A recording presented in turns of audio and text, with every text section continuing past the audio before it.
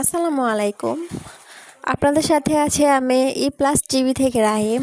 আজকে আমরা অবস্থান করছি বদ্দারহাট ফরিদা জেলা পাঁচলাশ ফরিদাপাড়া পাঁচলাশ।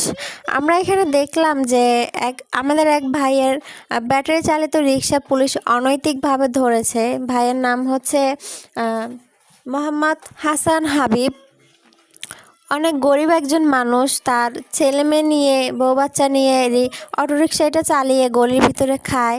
এখন পুলিশ যদি এটা অনৈতিকভাবে গলির ভিতর থেকে সিভিল ড্রেসে এসে তাদের কাছ থেকে জোর জবরদস্তি করে ব্যাটারি চালিত রিক্সা ধরে নিয়ে যায়, আমরা সরকারের দৃষ্টি আকর্ষণ করব যে আপনারা সরকার যদি চায় যে দেশ থেকে ব্যাটারি চালিত রিক্সা উঠে যাক, তাহলে ব্যাটারি পার্স চাকা এগুলা ইনপুট বন্ধ করুন।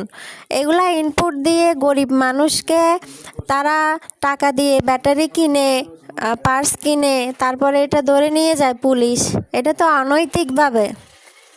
তো আমরা চাইবো যাদের জুলুম করে, যাদের কাছ থেকে এরকমের জুলুম করে ব্যাটারি চালিত রিক্সা পুলিশ নিয়ে গেছে, এইটা যেন সরকার এটা অ্যাকশন নেয়। আমরা সরকারের কাছে এটাই দাবি জানাই। সাধারণ মানুষ যারা গরিব দুঃখী আছে তারা অনেক বিভ্রান্ত। ধন্যবাদ সবাইকে।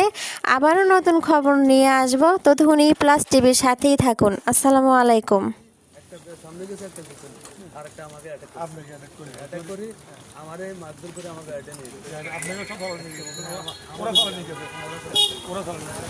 আপনাদেরকে কোন কোন জায়গা থেকে তারা করে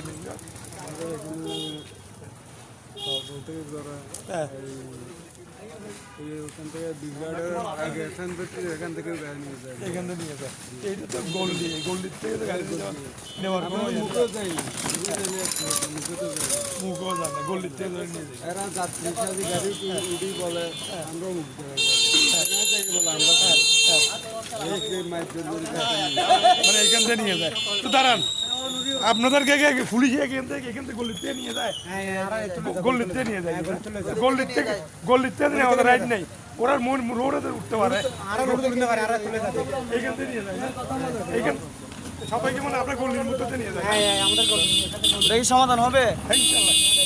হ্যাঁ, এটা কি বলতো, আপনাদের পুলিশে গল্লির থেকে ধরে নিয়ে যায়, হ্যাঁ, যে বর্তমানে কোর্ট কালেক্টিভ লোক এটা ডিসি সাহেবকে আমাদেরকে জানানো যে ব্যাটারি রিক্সা যেটা মেন রোডে ওইটা নিষিদ্ধ, মেন রোডে নিষিদ্ধ। গ্রামের মধ্যে পল্লী এলাকাতে মানুষের যারা আবাসিক এলাকায় দ্রুত যাওয়ার জন্য তারা এই গাড়িগুলো ব্যবহার করে।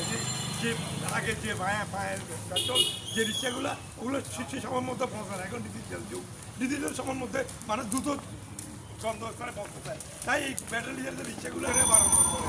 তারা এই গল্লির মধ্যে এটা যখন লাইসেন্স না, এটা যখন অবৈধ লাইসেন্স, তারা বিধিগত লাইসেন্স হয় নাই, বিএসটির থেকে হয় নাই, তাহলে এরা এই গল্লির মধ্যে থাকে। তারা গল্লিতে যে কোনো টয়, যে কোনো চলা গাড়িও গল্লিতে চলতে পারবে, এগুলো মেন রোড উঠতে পারবে না। এর থেকে গল্লির মধ্যে এসে পুলিশে ওদেরকে অযথা ধরে নিয়ে যায়, নিয়ে যাওয়ার পরে টাকা দাবি করার পরে টাকা নিয়ে দিলে এগুলোকে মেন সড়কে মানে সড়কে বেঁধে দেবে। আর মাইক রিক্সার ড্রাইভারের সাথে কথা বলতেছি, আপনি কখন মারতে পারেন, কীভাবে মারছে আপনাকে?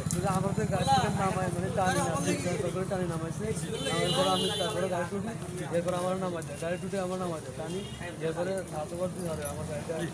যে আমরা সাংবাদিকরা সকালবেলা ঘুম থেকে উঠার পরে ডেড বডির খবর পাই, প্রতিটা দিন আমরা নিউজ করতেছি, মানুষ মেরে ফেলতেছে, মানুষ মরতেছে, অতদিকে যে লাশগুলা বিভিন্ন জায়গাতে করতেছে। আমরা এগুলো নিয়ে সবসময় আমরা ব্যস্ত। পুলিশের কাজ হচ্ছে এগুলো দেখা, ওগুলো কোন জায়গাতে ইয়া হয়, ওরা পুলিশের প্রত্যেকটা জায়গাতে গল্লিতে বা এইসব ছোটো কোনো ব্যাপার নিয়ে মাথা ঘামায়। এগুলোর জন্য আমরা এখন দৃষ্টি আকর্ষণ করছি, এগুলোর থেকে বিরত থাকে, যে এইটাকে গরিবদেরকে যেন হরাই না করে, যে বাইরে যে ক্রাইম হচ্ছে এই ক্রাইমগুলোর জন্য আজকেও আমরা এক্সপিরিয়েন্স থেকে বাঁচিয়ে আছি কিছুক্ষণ আগে। এইরকম সবসময় এগুলো তারা এই চাকরি দিয়ে এই যে আমি জনগণের সাথে কথা বলতে ভাইয়া, যে পুলিশের গল্লির থেকে গাড়িগুলো নিয়ে যায়, এগুলো কেমন মনে আপনাদের?